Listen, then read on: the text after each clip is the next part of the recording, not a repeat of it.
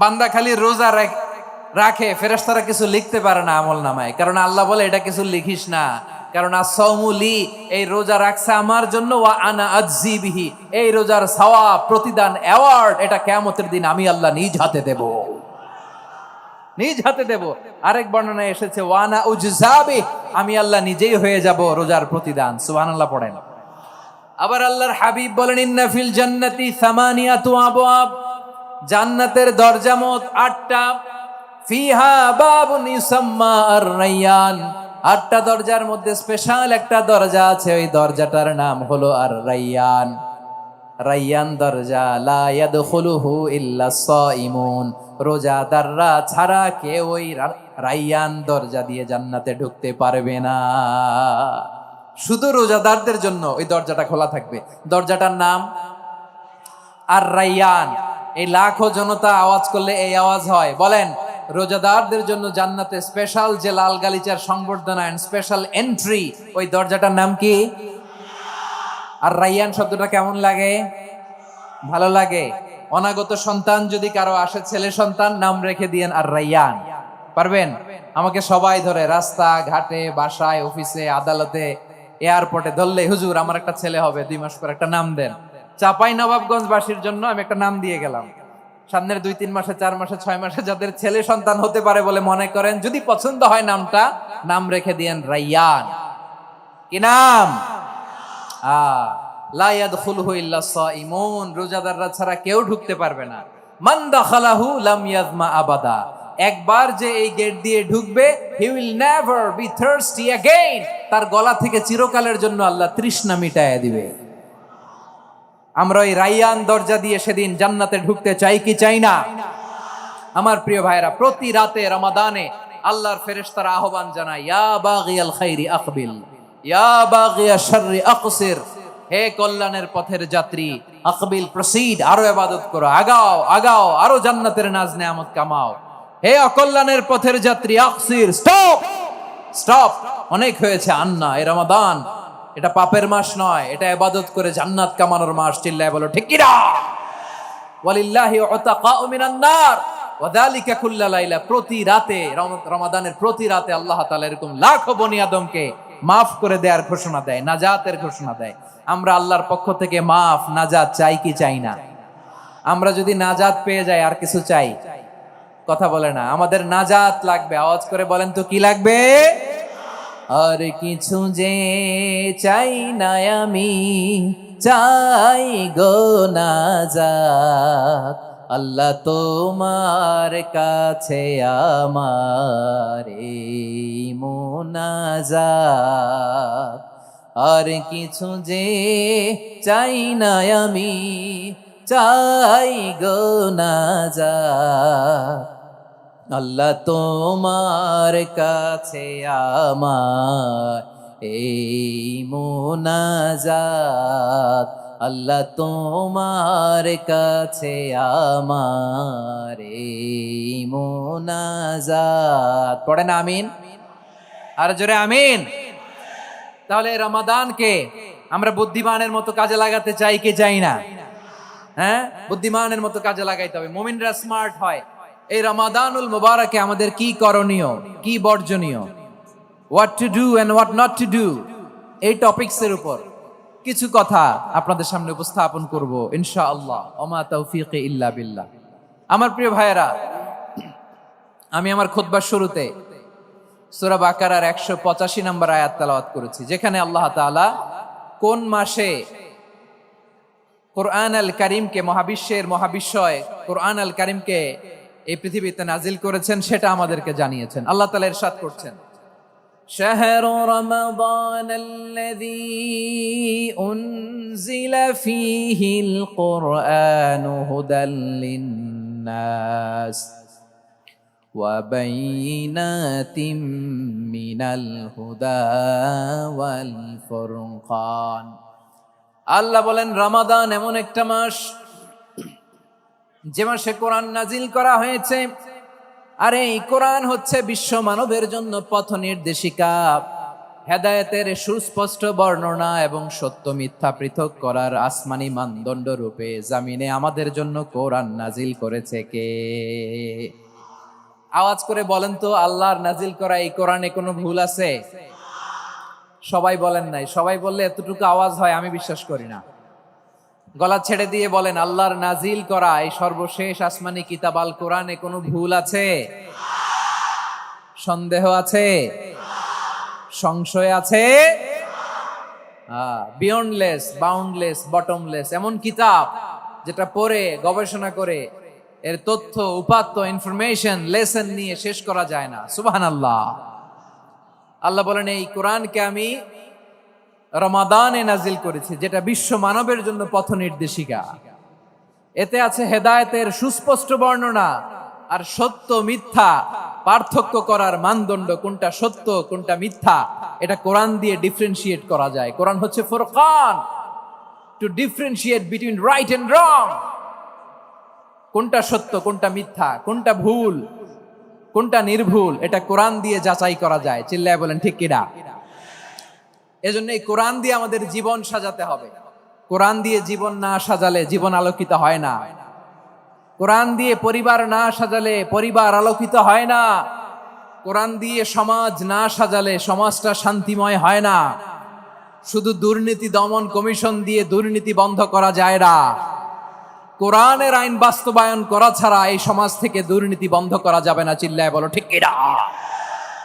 আমার প্রিয় ভাইরা, এই কোরআন নাজিল হয়েছে রমাদান আল মুবারক, এই বরকতময় মাসে। তাই আমাদের উচিত এই মাসে আসন্ন যে রমাদান আল মুবারক, এই রমাদানে কোরআনের সাথে নিজেদের সম্পর্ককে বাড়ানো।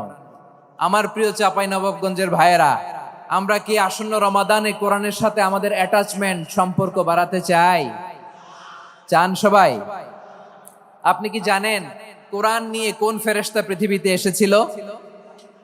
জানেন? ফেরেশতার নাম কি বলেন তো? জিবরিল আলাইহিস সালাম। একটু খেয়াল করে শুনেন, কান দুটো খরগোশের কানের মতো খাড়া করে আমার দিকে তাকান। সাইয়েদনা জিবরিল কোরআন নিয়ে এসেছেন, ফলে উনি হয়েছেন শ্রেষ্ঠ ফেরেশতা। বিশ্ব নবীর উপর কোরআন নাজিল হয়েছে, তাই তিনি হয়েছেন শ্রেষ্ঠ নবী। রমাদানে কোরআন নাজিল হয়েছে, তাই রমাদান হয়েছে শ্রেষ্ঠ মাস। কদরের রাতে কোরআন নাজিল হয়েছে, তাই কদর হয়েছে শ্রেষ্ঠ রাত। আমরাও যদি কোরআনের সাথে সম্পর্ক বাড়াই, আমাদের মর্যাদাও এরকম, আমাদেরকেও শ্রেষ্ঠ মানুষ বানায় দিবে কে? এজন্য কোরআনের সাথে সম্পর্ক বাড়াইতে রাজি আছেন তো? যারাই কোরআনের সাথে সম্পর্ক বাড়ায় এদের মর্যাদা বাড়ায় দেয় কে? দেখবেন আমাদের হাফেজে কোরআন, তারা ইন্টারন্যাশনাল কোরআন কম্পিটিশনে যে গোটা বিশ্বকে পেছনে ফেলে প্রথম পুরস্কার নিয়ে আসে। এত ছোট ছোট বাচ্চা, ও সমাজ বোঝে না, রাজনীতি বোঝে না, টাকা পয়সা বোঝে না, কিচ্ছু বোঝে না, কিন্তু গোটা বিশ্বে ওকে সম্মানের চেয়ারে আসীন করেছে কে? এই কোরআনের সাথে লাগলে আল্লাহ তাআলা সম্মান বাড়িয়ে দেয়। আমার প্রিয় ভাইয়েরা, আসুন আমরা শুরুতেই, আলোচনার শুরুতেই শপথ নেই যে আসন্ন রমাদানে আমরা কোরআনের সাথে নিজেদের সম্পর্ককে মজবুত করব ইনশাআল্লাহ। সবাই বলুন ইনশাআল্লাহ। শাবান মাস আসলে, রজব মাস আসলে সাহাবারা কি করতেন? আসুন আমরা দেখি কিভাবে তারা রমাদানকে ওয়েলকাম জানাতেন। রজব শাবান আসলেই ওনারা রমাদান পর্যন্ত পৌঁছার আকুতি, আগ্রহ আর ফরিয়াদ আল্লাহর কাছে জানাতেন আর বলতেন, ইয়া আল্লাহ, রমজান পর্যন্ত আমাদের হায়াত বাড়িয়ে দাও। আল্লাহুম্মা বাল্লিগনা রমাদান। আল্লাহ তুমি রমজান পর্যন্ত আমাদের পৌঁছে দাও। আল্লাহুম্মা বারিক লানা ফি রজব ওয়া শাবান ওয়া বাল্লিগনা রমাদান।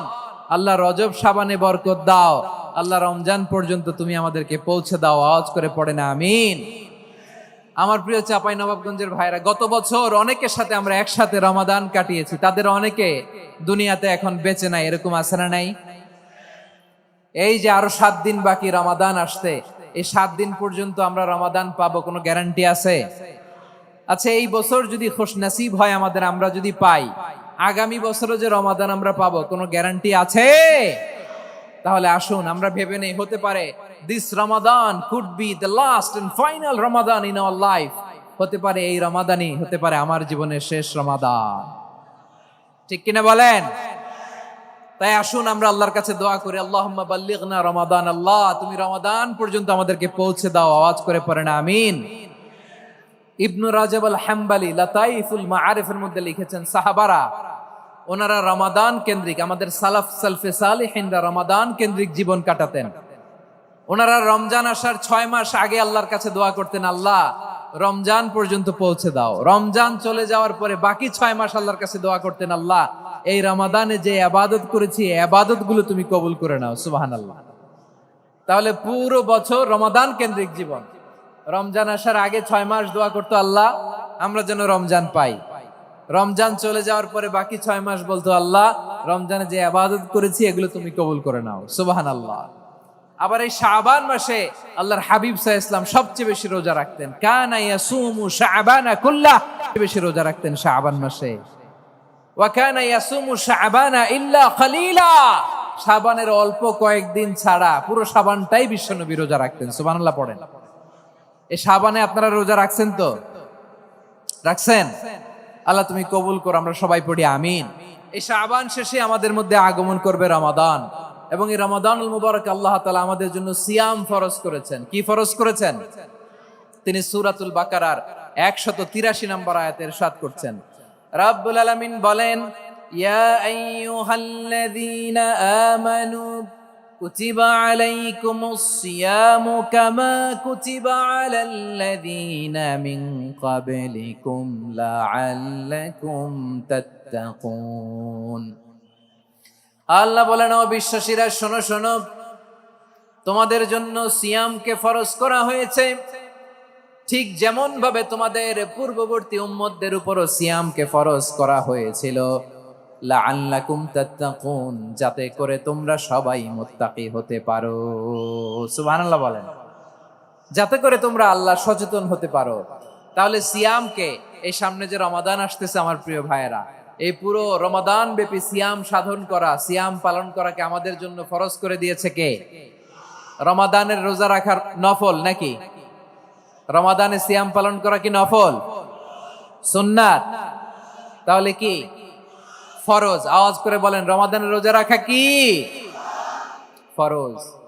এটা শুধু আমাদের উপরই ফরজ না, আমাদের আগে যত জাতিগোষ্ঠী এই পৃথিবীতে এসছে সবার উপরে সিয়াম পালনকে ফরজ করেছে কে? সবার উপরে আল্লাহ তাআলা সিয়াম পালনকে ফরজ করেছিলেন।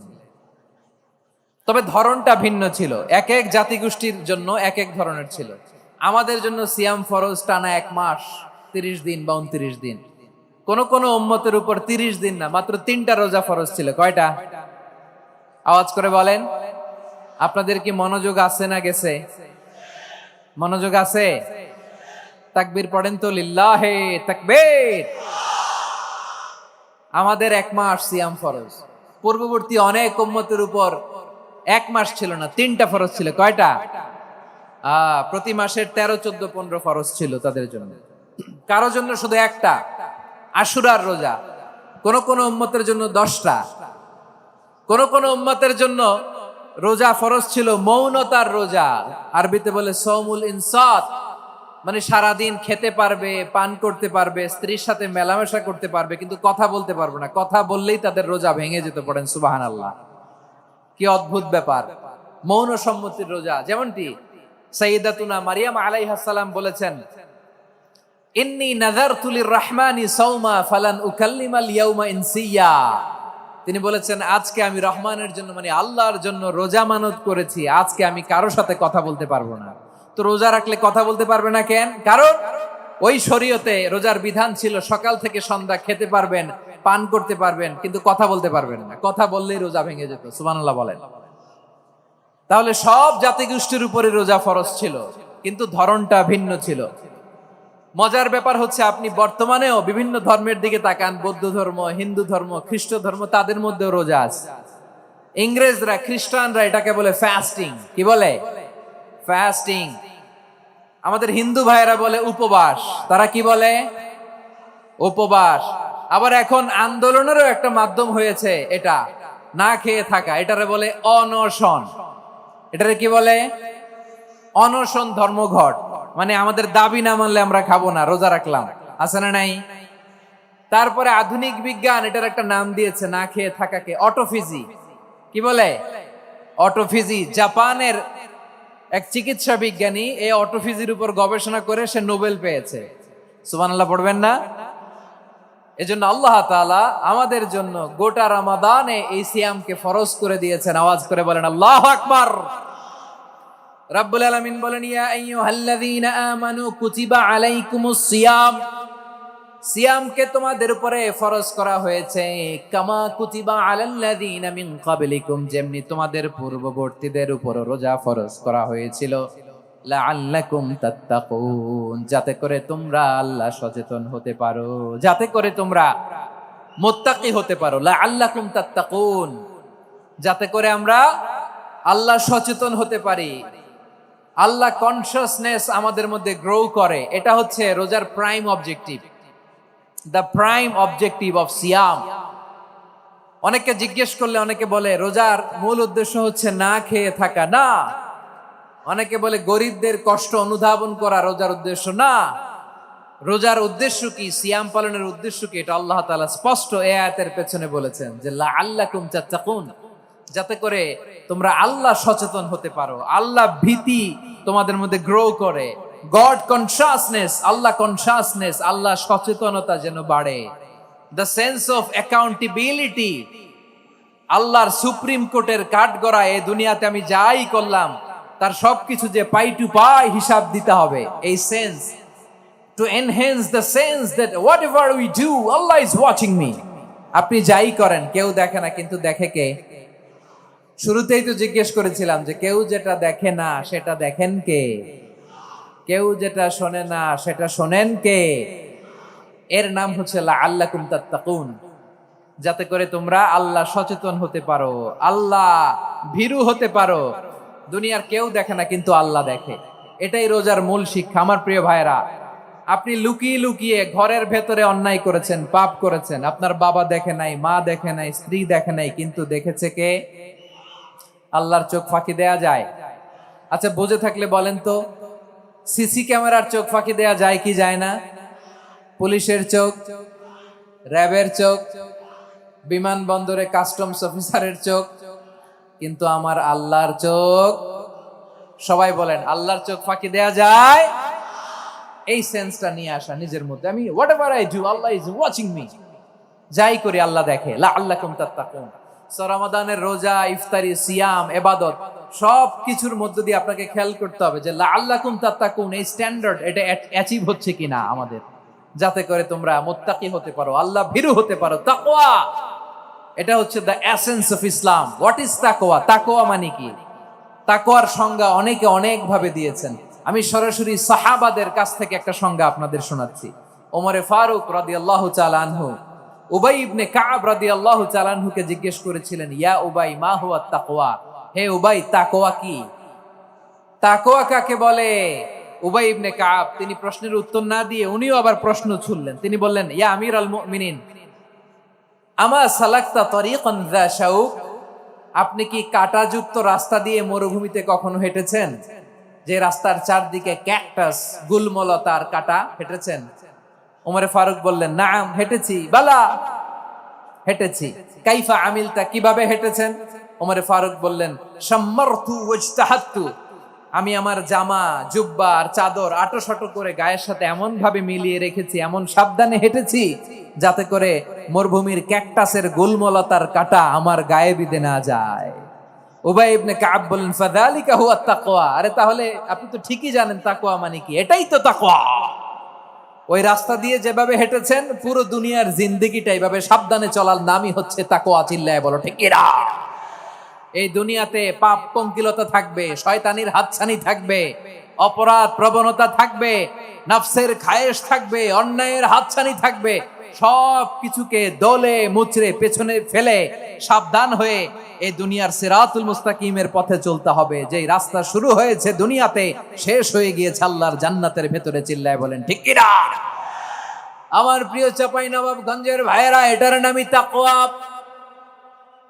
উবাই ইবনে কাব বললেন, ও আমিরুল মুমিনিন, ওই কাঁটাযুক্ত গুলমলতার রাস্তার মধ্যে ঠিক যেমনি সাবধান হয়ে আপনি হেঁটেছেন এই দুনিয়ার বুকে, ওই সাবধান হয়ে চলার নাম হলো তাকওয়া। সুবহানাল্লাহ। তাহলে তাকওয়া কারে বলে? আমার চাপাই নবাবগঞ্জের কলেজার টুকরা ভাইরা, বুঝতে পারছেন আপনারা? হ্যাঁ, তাকওয়ার শুধু দুইটা নমুনা আপনাদের সামনে পেশ করব, আপনাদের ক্লিয়ার হয়ে যাবে। একটা নমুনা তো দিলাম, আরেকটা নমুনা, সেটাও ওমরে ফারুক রাদিয়াল্লাহু তাআলা আনহুর জীবনী থেকে। উনি ছিলেন ন্যায়পরায়ণ শাসক। রাত্রিবেলা প্রজাদের কি হাল হাকিকত, কি অবস্থা, ঘুরে ঘুরে প্যাট্রোলিং করতেন পুলিশের মতো। তো সারা রাত প্যাট্রোলিং করে সারা রাত তিনি ঘুরেছেন কার কি অবস্থা দেখে। শেষ রাতে তিনি ফিরে আসতেছেন। তিনি থাকতেন, সেই বুখারীতে এসেছে, কানা ইয়াসকুনু ফি আওয়ালিল মদিনা, মদিনার উঁচু এলাকায় থাকতেন। তো ফিরে আসার সময় উনি একটা প্রাচীর বেষ্টিত ঘরের পাশে দুইজন নারীর কথোপকথন শুনতে পেলেন। কয়জন নারী? দেখি আপনাদের মনোযোগ আছে কিনা, বলেন কয়জন নারী? একজন বৃদ্ধা, একজন যুবতী। উনি কান লাগিয়ে শুনতে পাচ্ছেন। বৃদ্ধা মা, ওমরে ফারুক কাউকে দেখতে পাচ্ছেন না, শুনতে পাচ্ছেন। বৃদ্ধা মা তার যুবতী মেয়েকে বলে, এই তাড়াতাড়ি ওটের দুধ দহন করে ওটের দুধের সাথে পানি মিশাও, তাইলে কালকে বাজারে মদিনায় বেশি দামে বিক্রি করা যাবে, লাভ হবে অনেক। বৃদ্ধা মহিলা এটা বললেন। যুবতী মেয়ে উত্তরে বলে, মা আপনি জানেন না আমিরুল মুমিনিন খলিফাতুল মুসলিমিন ওমরে ফারুক দুধে পানি মিশানোকে দণ্ডনীয় অপরাধ বলে ঘোষণা দিয়েছে, জানেন না? এবার বৃদ্ধা মহিলা বলে, আরে পাগলি, এই ভোর রাতে আমিরুল মুমিনিন ওমরে ফারুক আসবে কোত্থেকে? উনি আসবে কোত্থেকে? ওনার পাইক পেয়াদা সিকিউরিটি আসবে কোত্থেকে? কেউ দেখবে না। আরে কেউ দেখবে না, তাড়াতাড়ি দুধের সাথে পানি মেশাও। এই কথা যখন মা বলেছে, যুবতী মেয়েটা চমৎকার একটা উত্তর দিয়েছে। তিনি বলেছিলেন, ইয়া উম্মি, ও আমার মা, লাউলা রাআ উমর লা রাআ রব্বু উমর। ও আমার প্রিয়তমা মা, আপনি ঠিকই বলেছেন, গভীর রাতে ওটের দুধে পানি মিশালে ওমর দেখবে না, কিন্তু মা খেয়াল রাখবেন, ওমর যদি নাও দেখে, ওমরের রব কিন্তু দেখে। চিল্লায় বলেন ঠিক কিনা? দিস ইজ কল্ড তাকওয়া। লাউলা রাআ উমরু লা রাআ রব্বু উমর। ওমর দেখে না, কিন্তু ওমরের রব দেখে। চিল্লায় বলেন ঠিক কিনা? এজন্য রব্বুল আলামিন বলেন, লা তুদরিকুহুল আবসার ওয়া হুয়া ইউদরিকুল আবসার ওয়া হুয়াল লাতীফুল খাবীর। তিনি এমন সত্তা, দুনিয়ার কোন চোখ তাকে দেখে না, কিন্তু দুনিয়ার সবগুলো চোখকে, সব মানুষের অ্যাক্টিভিটিসকে আরশের উপর থেকে সব কিছু মুহূর্তে মুহূর্তে দেখতে পান কে? তাহলে তাকওয়া কারে বলে, বুঝতে পারছেন? দুনিয়াতে সাবধানে চলার নাম তাকওয়া। কেউ দেখে না, কিন্তু আল্লাহ দেখে। এই সেন্স, এই জবাবদিহিতার ভয়, দ্য সেন্স অফ অ্যাকাউন্টেবিলিটি, এই সেন্স নিজের মধ্যে গ্রো করার নাম হচ্ছে তাকওয়া। আর এই সিয়াম পালন করার প্রাইম অবজেক্টিভ অফ সিয়াম হচ্ছে লাআল্লাকুম তাত্তাকুন। আওয়াজ করে বলেন, লাআল্লাকুম তাত্তাকুন। আমার প্রিয় ভাইয়েরা, এই আসন্ন রমাদান, এটা এমন এক বরকতের মাস, যে মাসে আমরা নিজেদের নাফসের উপর নিয়ন্ত্রণ প্রতিষ্ঠা করি। সারা বছর নাফস আমাদেরকে নিয়ন্ত্রণ করে, আর রমাদানে আমরা নাফসকে নিয়ন্ত্রণ করি। কথা বুঝতেছেন? সারা বছর নাফস আমাদেরকে নিয়ন্ত্রণ করে। এই যে এখন আমার খেতে মনে চাইলে যে খেজুর রাখা, আমি খেজুর খেতে পারবো, নাটস আছে, বাদাম খাইতে পারি। খাইতে মন চাইলে পানি, আমার রুহুটা চায়, আমার নাফসটা খেতে চায়, আমি খেতে পারি, পান করতে পারি। বিবাহিতরা দিনের বেলায় স্ত্রীর সাথে মেলামেশা করতে চাইলে করতে পারে, কিন্তু রমাদানে দিনের বেলায় খেতে মনে চায়, কিন্তু আমরা খাই। আমার প্রবৃত্তি খেতে চায়, কিন্তু প্রবৃত্তির কথা আমরা শুনি, কথা কয় না। রমজানে খেতে মন চাইলে আমরা খাই, তৃষ্ণায় গলা ফেটে যায়, গলার ছাতি ফেটে যায়, কিন্তু এক ঢোক পানি কি আমরা গিলি? বিবাহিতরা দিনের বেলা স্ত্রীর সাথে কি মেলামেশায় যায়? না। তার মানে সারা বছর নফস আমাদেরকে নিয়ন্ত্রণ করে, আর রমাদানে নফসের উপর আমরা নিয়ন্ত্রণ প্রতিষ্ঠা করি। নফসের লাগাম আমরা রমাদানে টেনে ধরে। চিল্লায় বলেন ঠিক কিনা? এজন্য আমার প্রিয় ভাইয়েরা, নফসের উপর নিয়ন্ত্রণ নিতে চাইলে রমাদানের রোজার কোনো বিকল্প নাই। এটা এমন মাস, যে মাসের ফজিলতেরও কোনো শেষ নাই। এই মাসকে বলা হয় দ্য মান্থ অফ হোপ। এটা আশা জাগানিয়া মাস। রমজানের কথা শুনলে আশা জাগে না হৃদয়ে? ইদা জাআ রমাদান ফুতিহাত আবওয়াবুস সামা ওয়া গুল্লিকাত আবওয়াবু জাহান্নাম ওয়া সুফিদাতিশ শায়াতিন। রমাদান আসলে আকাশের দরজাগুলো খুলে দেয়া হয়, মানে জান্নাতের জাহান্নামের দরজাগুলোকে লক করে দেয়া হয়, শয়তানকে চেইন আপ করা হয়, ইবাদত করলে শুধু করতেই মনে চায়। চিল্লায় বলেন না সুবহানাল্লাহ। রমজানে ইবাদতে যেই মজা পাওয়া যায়, সারা বছর অন্য কোনো মাসে এই মজা আপনি পান? আমার চাঁপাইনবাবগঞ্জের ভাইরা আওয়াজ করে বলেন না, রমজানে ইবাদতে যেই মজা অন্য মাসে এটা পান? কারণ রমজানে ইবাদত করলে সওয়াবও বেশি, ইবাদতের একটা পরিবেশ থাকে, ঠিক কিনা বলেন? অন্য মাসে ইবাদত করলে এর সওয়াব পাওয়া যায় গাণিতিক হারে, রমজানে ইবাদত করলে সওয়াব বাড়তে থাকে জ্যামিতিক হারে। সুবহানাল্লাহ কইবেন না? অন্য মাসে সওয়াব বাড়ে গাণিতিক হারে, রমাদানে ইবাদত করলে সওয়াব বাড়ে কিভাবে জ্যামিতিক হারে বাড়ে দেখেন। রমাদানে একটা নফল করলে ফরজের সমান সওয়াব, একটা ফরজ করলে 70 থেকে 700 গুণ সওয়াব, রমজানে উমরা করলে হজের সমান সওয়াব। দ্য মান্থ অফ হোপ, আশা জাগানিয়া মাস। এই মাস আমাদেরকে হোপফুল করে, আশাবাদী করে। রমাদান যেমনি দ্য মান্থ অফ হোপ, আশা জাগানিয়া মাস, এট দ্য সেম টাইম এই রমাদান হচ্ছে মান্থ অফ ওয়ার্নিং, একটা ওয়ার্নিং এর মাস। নবী যেমনি আশা জাগাইছে আবার ওয়ার্নিং দিয়েও গেছে, খবরদার। ওয়ার্নিংটা কেমন? আল্লাহর হাবিব সাল্লাল্লাহু আলাইহি ওয়াসাল্লাম মসজিদে নববীর ভেতরে হঠাৎ তিনি মসজিদে নববীর মিম্বারে পা রেখে বললেন আমিন। দ্বিতীয় ধাপে পা রেখে বললেন আমিন, তৃতীয় ধাপে পা রেখে বললেন আমিন। সাহাবারা অবাক হয়ে বললেন ইয়া রাসূলুল্লাহ, ইয়া হাবিবাল্লাহ, 3 বার শুধু আমিন আমিন পড়লেন, কেন পড়লেন আমরা কিছু জানি না, আমাদেরকে জানিয়ে দেন কেন আপনি 3 বার আমিন বললেন। রাহমাতাল লিল আলামিন আল্লাহর হাবিব বললেন, ও আমার প্রাণের সাহাবীরা, আমি যখন মসজিদে নববীর মিম্বারের প্রথম ধাপে পা রেখেছি, সাইয়েদনা জিবরিল এসে আমাকে বলেছে, ও নবী, আপনার নাম শুনে যে ব্যক্তি আপনার উপর দুরূদ পড়ে না তার ধ্বংস। আপনি বলেন আমি বলেছি আমিন। দ্বিতীয় ধাপে পা রাখার পর সাইয়েদনা জিবরিল বললেন, ইয়া রাসূলুল্লাহ, মাতা পিতাকে বার্ধক্য অবস্থায় পেয়ে তাদের সেবা করে, তাদের সাথে সদাচরণ করে যে সন্তান জান্নাত কামাতে পারলো না তার জন্য ধ্বংস। আপনি বলেন আমিন। আমি বলেছি আমিন। আবার মিম্বারের তৃতীয় ধাপে ঠিক যখনই আমি পা রাখলাম, সাইয়েদনা জিবরাইল বললেন, নবী, রমজান মাস পাওয়ার পরে এই মাসে ইবাদত করে যে ব্যক্তি নিজের গুনাহ মাফ করাতে পারলো না তার জন্য ধ্বংস। আপনি আওয়াজ করে পড়েন আমিন। কত বড় ধমক, কত বড় ওয়ার্নিং দেখছেন। যে রমাদান পেয়েছে কিন্তু রমাদানের ইবাদত করার মধ্য দিয়ে সে নিজেকে জাহান্নাম থেকে মুক্ত বানাতে পারলো না, তার উপর আল্লাহ লানত, তার জন্য ধ্বংস। সাইয়েদনা জিবরাইল বলেছেন আমিন, স্বয়ং বিশ্বনবীও বলেছেন আমিন। আওয়াজ করে পড়েন নাউযুবিল্লাহ। তাহলে রমজান আসবে আর আমরা নিজেদেরকে জাহান্নামীদের লিস্ট থেকে নাম কাটিয়ে জান্নাতীদের লিস্টে উঠাতে পারবো না। এর চেয়ে বড় হতভাগা কি আর কেউ থাকতে পারে? আওয়াজ করে বলেন। তাহলে রমাদানের এই রহমত, বরকত, মাগফিরাত, ফজিলত আমাদের কামাই করার দরকার আছে না নাই? আর মাত্র 7 দিন বাকি। আর মাত্র কয় দিন? এগুলো নিয়ে আমাদের কোনো আগ্রহ নাই। তোমাকেই খুঁজছে বাংলাদেশ, ক্লোজ আপ 1, আর মাত্র 7 দিন বাকি। টেলিভিশনে বিজ্ঞাপন আছে না নাই?